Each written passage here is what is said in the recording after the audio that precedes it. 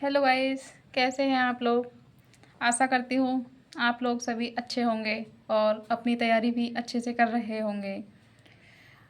बच्चों, आज हमारा टॉपिक है पियाजे कोहलर वाइगोत्स्की का सिद्धांत। इन्होंने सभी ने अपने अपने सिद्धांत दिए हैं। आज हम इसी के बारे में अध्ययन करेंगे। इसमें पहला टॉपिक है हमारा जीन पियाजे। जीन पियाजे स्विट्ज़रलैंड के मनोवैज्ञानिक थे। इन्होंने अपने ही बच्चों पर प्रयोग किए थे। आगे हम इसमें देखते हैं। जीन पियाजे ने संज्ञानात्मक विकास का सिद्धांत दिया तथा विकास की अवस्थाओं का सिद्धांत दिया था। जीन पियाजे जो थे ये संज्ञानात्मक विकास के बारे में बताते हैं। आगे जीन पियाजे ने पहला सिद्धांत निर्माण और खोज का सिद्धांत दिया था। इसमें इन्होंने बताया कि जो बच्चा होता है वो खोज के माध्यम से अपने अनुभव का निर्माण स्वयं करता है। आगे कहते हैं प्रत्येक बालक अपने अनुभवों के आधार पर अपने विचारों का निर्माण करता है तथा समय समय पर नए विचारों का निर्माण करता है, खोज करता है। इसके साथ ही बालक अपने अनुभवों को अर्थपूर्ण बनाता है, व्यवहारिक बनाता है तथा क्रियाशील बनाता है। आगे इन्होंने सिद्धांत दिया है कार्यात्मक क्रिया का सिद्धांत। इसके अंतर्गत बालक किसी भी कार्य को करने के लिए स्वयं के तर्कों का निर्माण करता है और वह अपने तर्क के आधार पर कार्य की क्रिया का अर्जन करता है। आगे इसमें बताया गया है किसी को देखकर कार्य करना सीखता है। कार्यात्मक क्रिया का सिद्धांत यानी बच्चा जो है किसी व्यक्ति को काम करते हुए देखता है, जैसे कि अपने मम्मी पापा भाई बहन, तो वो उसी का ही अनुकरण करके बच्चा सीखता है। उसी से वो अपना मतलब वो जो भी होता है सिद्धांतों का निर्माण, खोज का निर्माण वह अपने स्वयं विचार तर्क के आधार पर करता है। आगे कार्य क्रिया के अर्जन का सिद्धांत एक मानसिक प्रक्रिया है। इसके अंतर्गत बालक कार्य होने की क्रिया तथा उसके कारण में तर्क स्थापित करता है।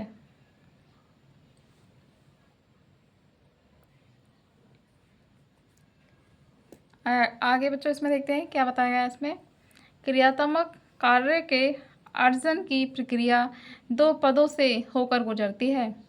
नंबर 1 सात्मीकरण, दूसरा है व्यवस्थापन। अब इसी के अंतर्गत हम नीचे पढ़ते हैं सात्मीकरण और व्यवस्थापन। क्या होता है ये? सात्मीकरण से तात्पर्य है नए विचारों का समावेश तथा व्यवस्थापन से तात्पर्य है उन विचारों की व्यवस्था करना, अर्थात संतुलन व्यवस्थित करना। आगे है जीन पियाजे का क्रमिक विकास का सिद्धांत। बच्चे का जो विकास होता है वो किन किन अवस्थाओं से होकर गुजरता है। जीन पियाजे ने संज्ञानात्मक व्यवस्था को 4 भागों में बांटा है। नंबर 1 इंद्रिय जनित गामक अवस्था, इसी को संवेदी पेशी अवस्था भी कहा जाता है। इसकी जो आयु होती है बच्चों वो 0 से 2 वर्ष की होती है। अगला सिद्धांत इन्होंने दिया था पूर्व संक्रियात्मक अवस्था। इसको 2 भागों में बांटा गया है। नंबर 1 प्राक संक्रियात्मक अवस्था या अंतर्ज्ञान के विचार का काल। पूर्व संक्रियात्मक अवस्था के अंतर्गत इसमें क्या क्या चीज़ें आती हैं, मतलब बच्चा किस किस तरह से सीखता है। सूचनाओं और अनुभवों का संग्रह करता है इस अवस्था में बच्चा। आत्म केंद्रिता सीखता है बच्चा। सामाजिकता का प्रारंभ इसी अवस्था में हो जाता है। प्रत्यक्षीकरण यानी किसी चीज़ को देखकर ध्यान केंद्रित करना शुरू कर देता है बच्चा। ध्यान केंद्रित करना शुरू कर देता है। संज्ञानात्मक परिपक्वता का अभाव होता है इसमें, मतलब बच्चा इतना ज़्यादा समझ नहीं पाता। वस्तु स्थायित्व उत्पन्न होता है इस अवस्था में। इस अवस्था में बच्चा सबसे ज़्यादा सीखता है।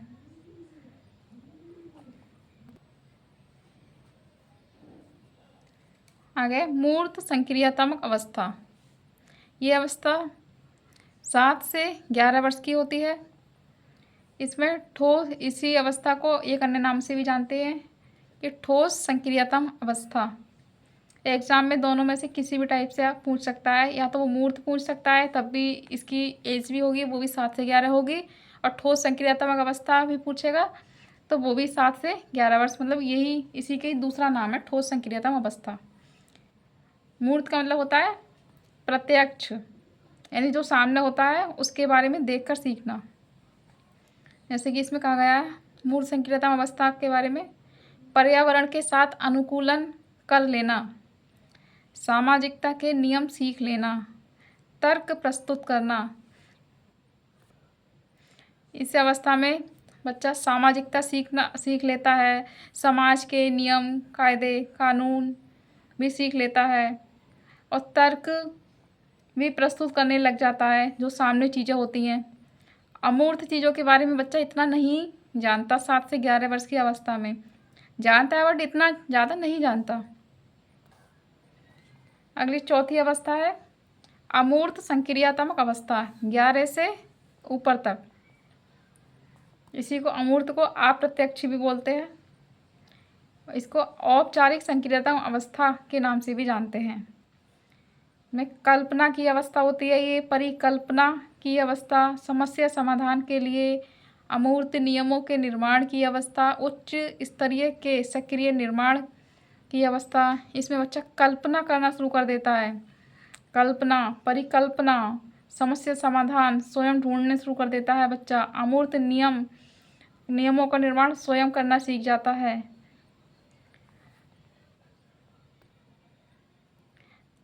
अगला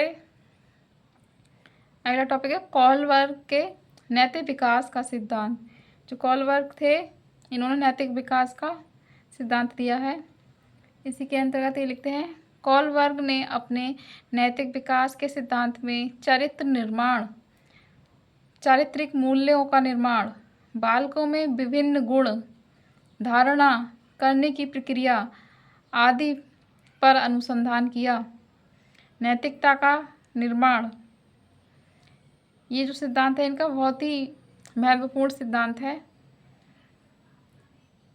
आगे कॉलबर्ग ने नैतिक विकास के सिद्धांत में 5 अवस्थाएं बताई हैं जो निम्नलिखित हैं। नंबर 1 है पूर्व नैतिक अवस्था। इसकी जो आयु होती है वो जन्म से 2 वर्ष तक होती है। इस अवस्था में बच्चा नैतिकता नहीं जानता। इस अवस्था में बच्चे में समझ नहीं होती। बालक अपनी मर्जी का मालिक होता है, जिद्दी बालक होता है। इस एज में भावनाओं, इच्छाओं तथा संवेगों पर नियंत्रण नहीं होता। इस अवस्था में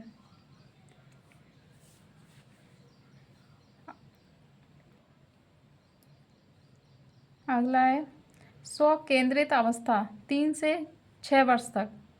यानी इसका मतलब है स्व कल्याण, आत्मकल्याण, यानी बच्चा सिर्फ अपने ही बारे में सोचता है।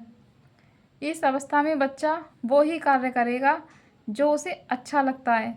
सबसे ज़्यादा बच्चा इसी अवस्था में जिद करता है। इसी अवस्था में बच्चा बहुत जिद्दी प्रकृति का होता है। जो चीज़ उसके सामने होती है और वो जिद करता है कि मुझे ये चीज़ चाहिए, तो उसको वो चीज़ चाहिए ही होती है। अगला है इसमें परंपराओं को धारण करने वाली अवस्था। इसकी जो आयु होती है वो 7 से 12 वर्ष होती है। इसमें क्या क्या सीखता है बच्चा?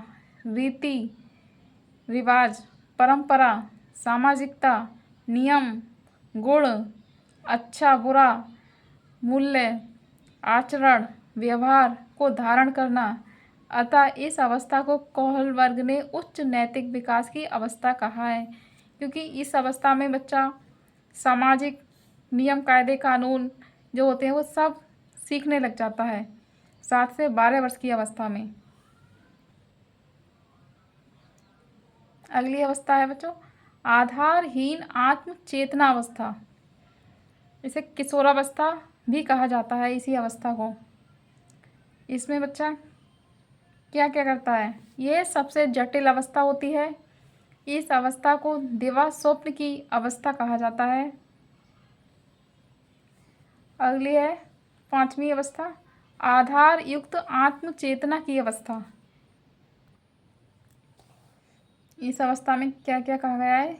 चरम अवस्था होती है ये, परिपक्वता ग्रहण हो जाती है इस अवस्था में। भावनाओं पर नियंत्रण करने लगता है बच्चा। विशेष गुणों को धारण करने वाली अवस्था होती है ये। मानसिक शक्तियों का उचित प्रयोग करना सीख जाता है बच्चा। नैतिक आचरण का विकास सीख जाता है। ये सारी इस अवस्था में बच्चा पूरी तरह से परिपक्व हो जाता है।